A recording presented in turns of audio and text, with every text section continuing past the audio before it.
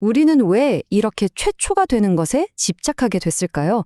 이번 시간에는 창작의 역사를 되짚어 보면서 바로 그 독창성이라는 신화가 어디서부터 시작됐는지 한번 파헤쳐 보겠습니다. 아, 또 베꼈네. 독창성이라곤 하나도 없네. 이런 말, 특히 창작 커뮤니티, 인디게임 개발자들 사이에서 정말 흔하게 듣는 말이죠. 그리고 이 말 한마디가 나오면 늘 격렬한 논쟁이 벌어집니다. 그래서 우리는 보통 이 문제를 아주 단순하게 봐요. 독창성은 예술이고, 진실이고, 선. 표절은 상업적이고, 탐욕이고, 악, 이런 식으로요. 그런데 말이죠.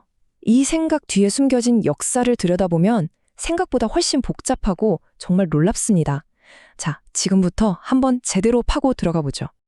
자, 그럼 먼저 이것부터 생각해 보죠. 우리가 그렇게 독창성 하고 외칠 때 대체 그게 뭘 의미하는 걸까요? 사전에는 이렇게 나와 있죠. 새롭고 기발한 특성, 다른 걸 베끼지 않은 것. 우리는 이걸 마치 아주 오래전부터 이어진 절대적인 미덕처럼 생각하잖아요. 근데 놀랍게도 이 개념 자체가 사실은 낭만주의 시대에 들어와서야 생긴 비교적 새로운 생각이라는 겁니다. 아니, 그럼 그전에는 어땠냐고요? 그걸 알아야 지금 우리가 왜 이러는지 이해할 수 있겠죠? 자, 시간을 거슬러 올라가서 창작의 규칙이 지금과는 완전히 달랐던 시대로 한번 가보겠습니다. 예를 들어 셰익스피어 시대만 해도요. 고전 작품을 따라하는 건 비난은커녕 오히려 칭찬받는 일이었어요. 놀랍게도 셰익스피어 본연조차도 쓸데없이 새로운 걸 만들어내는 건 피해야 한다고 생각했으니까요. 그러니까 고대 그리스나 르네상스 시대를 보면요. 애초에 창조한다는 개념 자체가 없었어요. 그냥 만든다고 했죠. 예술이라는 건 자연을 얼마나 잘 똑같이 그려내느냐, 얼마나 기술이 좋으냐의 문제였고요. 그래서 조각가 두 면이 똑같은 사람의 조각상을 만들어도 둘 다 훌륭한 제작자였던 거죠. 옛 거장들의 작품을 따라하는 건 당연히 해야 하는 훈련 과정이었고 존경의 표시였습니다. 한마디로 인류 역사의 대부분 동안 예술은 과거와 나누는 대화였고 모방은 그 대화를 배우는 언어였던 셈입니다. 심지어 우리가 생각하는 가장 독창적인 예술가 반 고흐조차도 그랬습니다. 그가 존경했던 화가 밀레의 작품을 몇 년이고 따라 그렸거든요. 왜 그랬을까요? 이게 바로 자신만의 목소리를 찾기 위한 필수적인 과정이라고 생각했던 거죠. 아니, 그럼 대체 언제부터 왜 모방이 나쁜 것이 된 걸까요? 모두가 당연하게 여겼던 이 흐름을 바꾼 결정적인 계기가 있었습니다. 네, 바로 기술의 등장이었죠. 자, 이 전환점들을 한번 보세요. 1450년경 구텐베르크의 인쇄술이 나오면서 처음으로 대량 복제가 가능해졌죠. 그러자 바로 법이 생겨납니다. 1474년 독창적인 아이디어를 베끼지 못하게 막는 특허법이 나왔고요. 1517년엔 저자의 권리를 지켜주는 저작권법이 등장합니다. 그리고 1800년대 결정적으로 사진이라는 궁극의 복제 기계가 발명되죠. 여기서 진짜 중요한 질문이 생겨요. 누구나 완벽한 복제품을 만들 수 있게 된다면 대체 원본의 가치는 어떻게 지켜야 할까요? 바로 이겁니다. 대량 복제 기술이 등장하니까 원본이라는 걸 법적으로 정의하고 보호해야 할 필요성이 생긴 거예요. 이때부터 독창성은 그냥 예술적인 개념이 아니라 돈이 걸린 문제, 즉 상업적이고 법적인 문제가 되어버린 거죠. 특히 사진의 등장은 예술가들에게 엄청난 충격이었겠죠. 기계가 나보다 더 똑같이 그릴 수 있으니까요.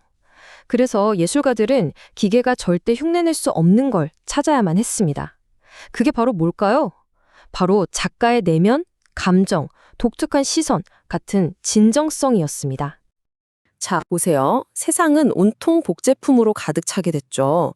그러자 문화와 철학계에서는 이 상황에 대한 반응으로 창작자라는 존재를 아예 신적인 존재로 만들어 버립니다. 이게 바로 낭만주의적 천재라는 새로운 이상향입니다. 이 천재는요, 절대로 남을 모방하지 않고 완전히 독특하며 평범한 사람들은 감히 흉내조차 낼 수 없는 작품을 만들어내는 존재죠. 기계적인 복제를 혐오했던 낭만주의가 바로 이 무에서 유를 창조하는 고독한 천재라는 신화를 탄생시킨 겁니다. 바로 이 말이 그 시대가 만들어낸 함정을 정확히 꿰뚫고 있죠. 천재가 아니라면 독창적일 수 없다. 이 말은 결국 진짜 독창성은 아주 특별한 소수에게만 허락된 것이고 대부분의 평범한 창작자들은 절대 도달할 수 없는 기준이라는 생각을 심어주게 된 겁니다. 자, 그럼 이 기나긴 역사가 오늘날을 살아가는 우리, 특히 인디 게임 개발자 같은 창작자들의 고민과 어떤 관련이 있는지 한번 들여다보겠습니다. 결국 자본주의 시장 안에서 복창성은 그냥 멋진 이상이 아니에요. 팔아야 하는 상품이죠. 독창적이어야 해 라는 압박은 곧 상업적으로 성공해야 해 라는 압박과 쉽게 뒤섞이면서 순수한 예술성과 교묘한 마케팅의 경계를 흐릿하게 만들어버립니다. 그래서 우리가 한번 스스로에게 물어봐야 합니다. 내가 다른 사람의 작품에 독창성이 없다고 말할 때 나는 정말 순수한 예술성을 지키고 싶은 걸까요? 아니면 끊임없이 새로운 것을 소비하려는 이 시장의 논리를 나도 모르게 따르고 있는 건 아닐까요? 우리는 독립 창작자를 이야기할 때 무엇으로부터의 독립을 말하는 걸까요? 거대한 자본으로부터의 독립? 물론 중요하죠. 하지만 혹시 우리 이전의 모든 위대한 예술가들을 키워냈던 그 모방과 영향의 역사 그 자체로부터 독립하려는 건 아닐까요?